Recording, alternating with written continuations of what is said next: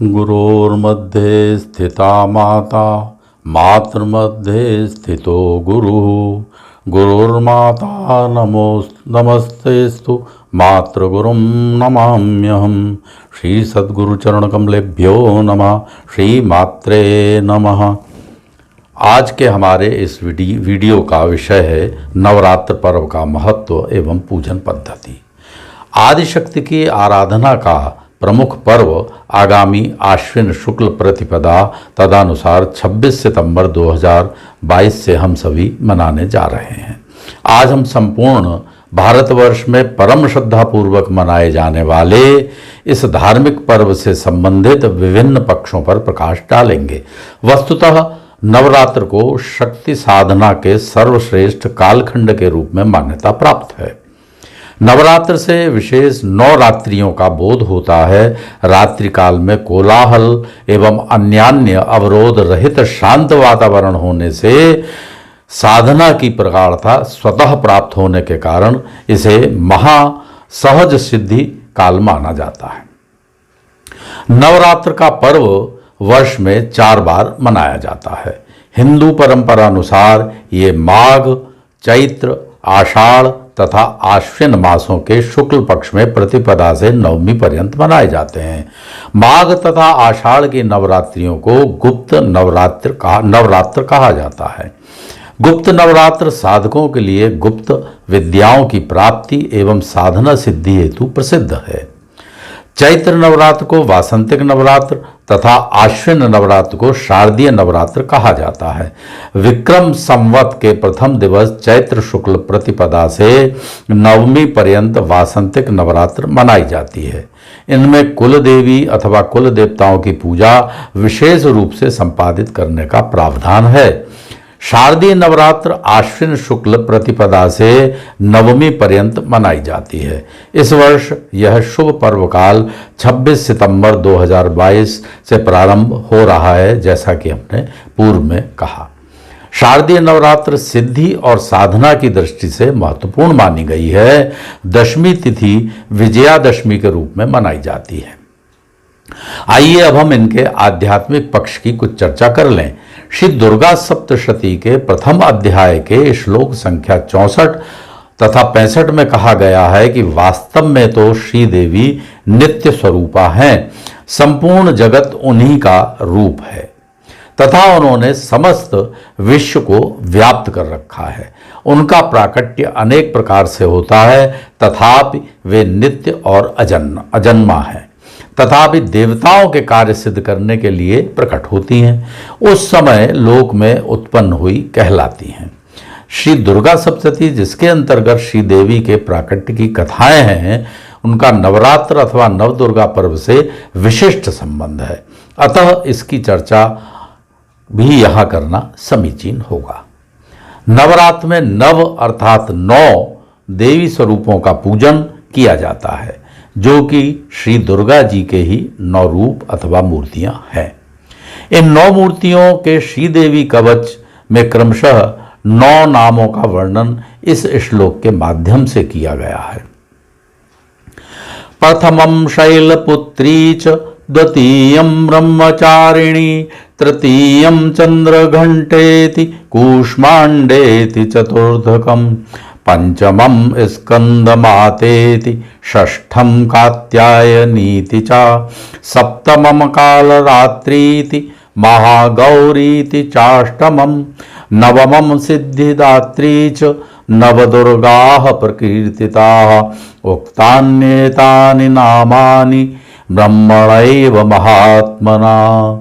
हम सूक्ष्म रूप में क्रमशः इन 9 मूर्तियों का परिचय साधकों हेतु प्रस्तुत कर रहे हैं, जो कि पूजन के समय में इनके ध्यान में सहायक होगा। श्री पार्वती जी सबकी अधीश्वरी हैं। पुराणों के अनुसार गिरिराज हिमालय की तपस्या से प्रसन्न होकर वे ही उनके प्रार्थना करने पर उनकी पुत्री के रूप में प्रकट हुईं। इसी से ये शैलपुत्री कहलाई तथा प्रथम मूर्ति के रूप में नवरात्र के प्रथम दिवस को इनका पूजन किया जाता है। द्वितीय ब्रह्मचारिणी है। साधक को अपनी आराधना से कृपा रूप में सच्चिदानंद ब्रह्म स्वरूप की प्राप्ति कराना इनका स्वभाव है। इसी कारण से ये ब्रह्मचारिणी नाम से विख्यात हैं। मन को आह्लादित करने वाले मन के देवता चंद्रमा जिनके घंटे में स्थित हों वे चंद्र घंटा नाम से विख्यात चंद्र घंटा देवी तृतीय मूर्ति के रूप में तृतीय दिवस में पूजित होती हैं। त्रिविध ताप युक्त संसार जिनके उदर में स्थित है वे चतुर्थ मूर्ति भगवती कूष्मांडा नाम से विख्यात हैं।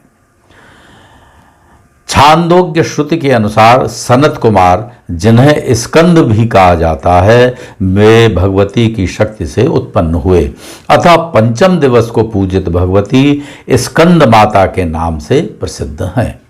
भगवती देवताओं का कार्य सिद्ध करने हेतु महर्षि कात्यायन के आश्रम में प्रकट हुई। महर्षि कात्यायन के उन्हें अपनी कन्या मानने के कारण वे कात्यायनी नाम से विख्यात हो षष्ठम दिवस की अधिष्ठात्री के रूप में पूजी जाती हैं।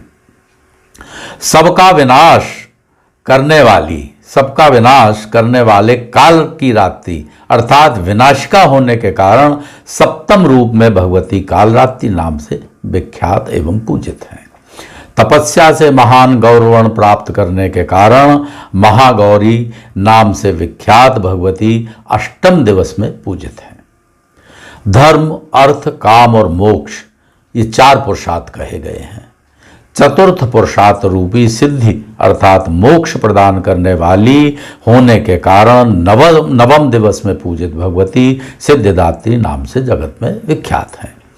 भगवती के 9 स्वरूप जो आदिशक्ति के प्रमुख 3 स्वरूपों महाकाली, महालक्ष्मी एवं महासरस्वती के रूप में विख्यात हैं, उन्हीं के प्रतीक रूप में भी ये 9 देवियां मान्य हैं।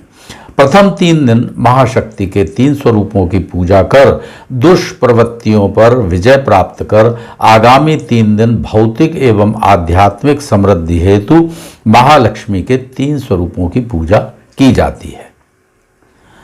किंतु सत्य एवं ज्ञान की प्राप्ति करना अभी शेष रह जाता है। सप्तम दिवस से नवम दिवस पर्यंत ज्ञान की देवी महासरस्वती के पूजन से यह प्राप्त करने की कामना की जाती है। अष्टम दिवस एवं नवम दिवस जो महानवमी के नाम से विख्यात है को दुर्गा के 9 रूपों के प्रतीक के रूप में 9 कन्याओं का पूजन किया जाता है, जिसे कुमारी पूजन कहा जाता है। इनके साथ गणेश एवं वटुक पूजन का भी विधान है। गणेश एवं वटुक के प्रतीक रूप में 2 छोटे बालकों का पूजन किया जाता है। वायव्य कोण से आरंभ कर ईशान कोण तक आसन बिछाकर प्रथम गणेश, फिर वटुक, तदनंतर कुमारियों को एक पंक्ति में बैठाकर संकल्प कर आवाहन, पाद्यादि पंचोपचारों अथवा षोडशोपचारों से पूजन संपन्न किया जाता है। निर्धारित आयु वर्ग के अनुरूप कन्याओं का विभिन्न स्वरूपों में पूजन करने का विधान है। इसकी चर्चा किया जाना भी हम आवश्यक मानते हैं।